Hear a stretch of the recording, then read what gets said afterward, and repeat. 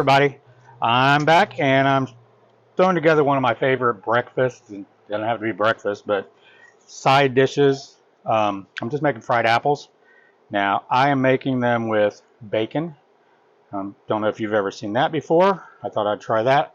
So I got about 3 or 4 strips of bacon here that I just fried off in my cast iron. Now this is the lid to my Dutch oven, so it makes it like a double Dutch oven, but what I like about it is you can use the lid as a cooking vessel.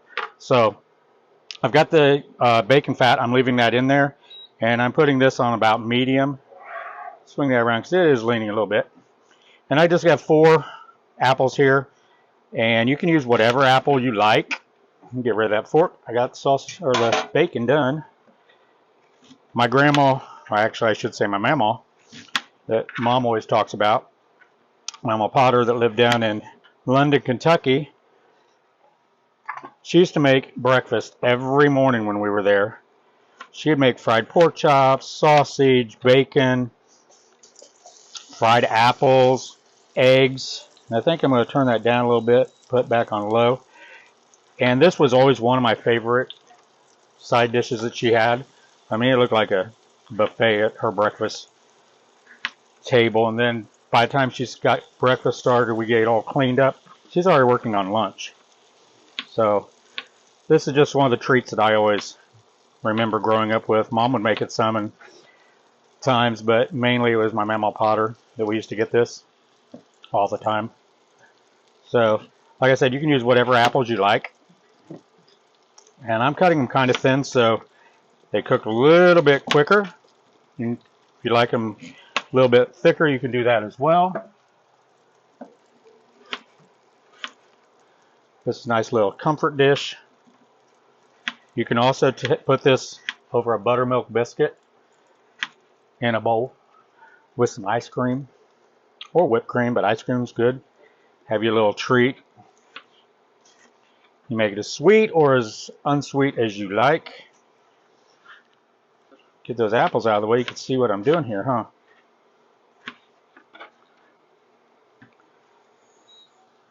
All right. That one's got a little blemish there.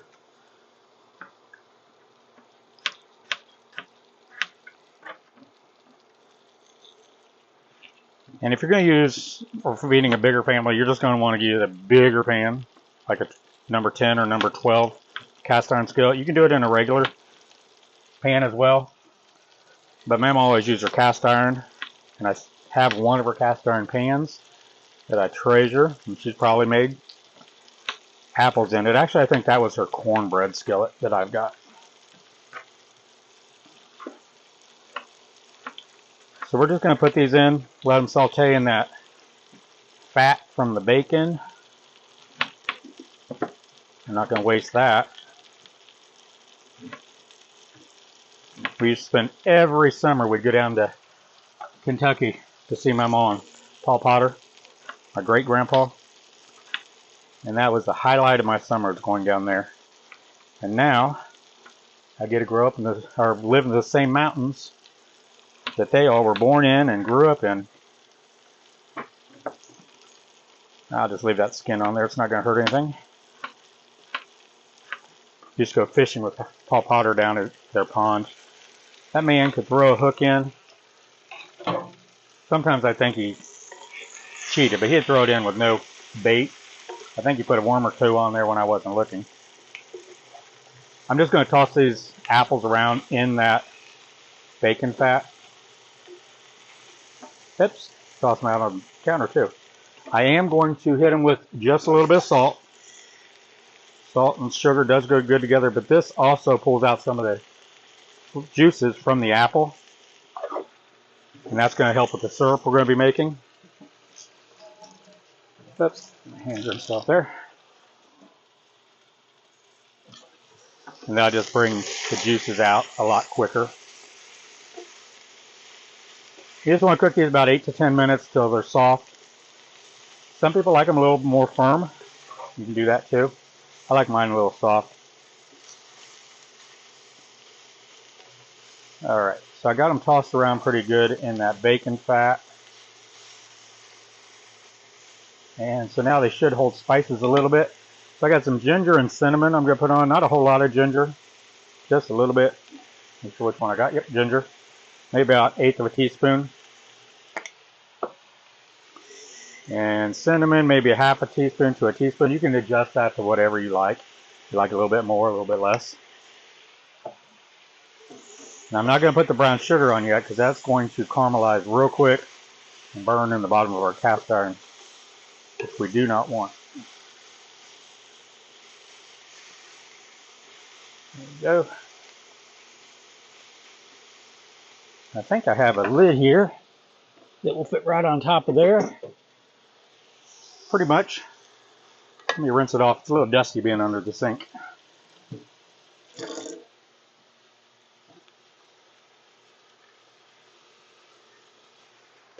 Hey, that fits almost perfect. A little bit over it, but it'll work.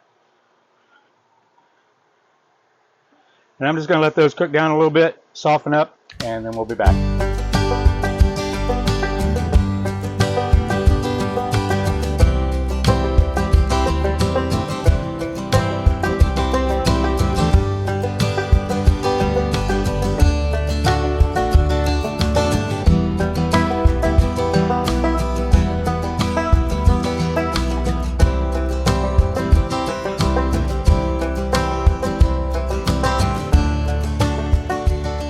Okay, I took the lid off. I did put a little bit of water in there just to steam them, and they're just about 3/4 the way done.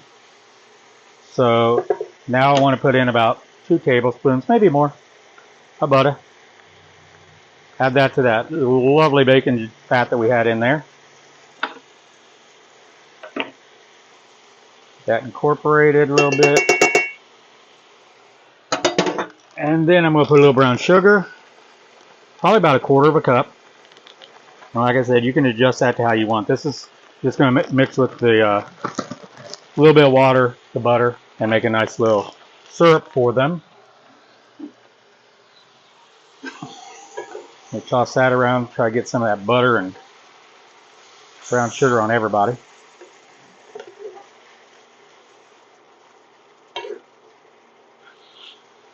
Man, this smells good. I'm going to spin it around because I think my board's a little bit leaning. Getting everything on one side. Okay. I'm just going to leave this uncovered. I'm going to let that cook down a little bit. And then be back to taste them.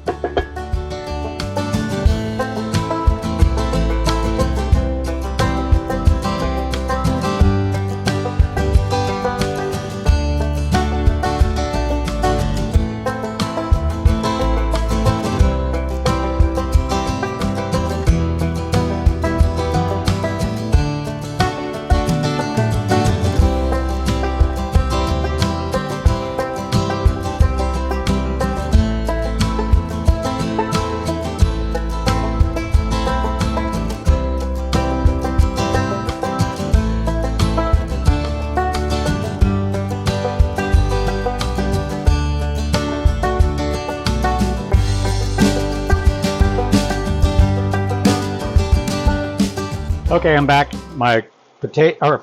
They look like potatoes, but my apples, my fried apples, are nice and tender. There is nice syrup down in the bottom, which was what I was telling you. Put these over some biscuits, pour that syrup over top, a little bit of ice cream. You can do that if you like. So I'm just going to leave those cooked there, and I'm going to chop up my bacon.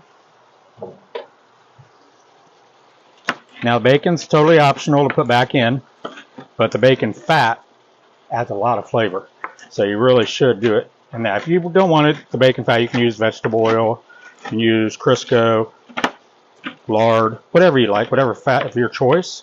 Even a really light olive oil. You don't want to use a dark one. It's going to give it an olivey taste. The lighter the olive oil, the less olive taste it's going to have. So, those look good. We'll go ahead and turn it off. I'm just going to sprinkle the bacon along the top. You can mix it in, but if you want to just sprinkle it on top, that way if your family or guests, whoever you're serving this to, doesn't want bacon in it, they don't have to get the bacon. They just go around it. I don't know who wouldn't want bacon though. Here we go. Rinse my hands off.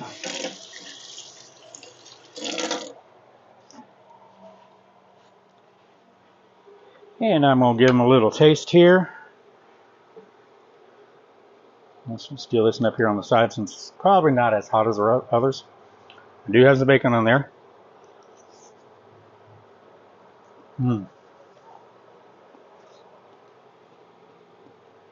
That's amazing.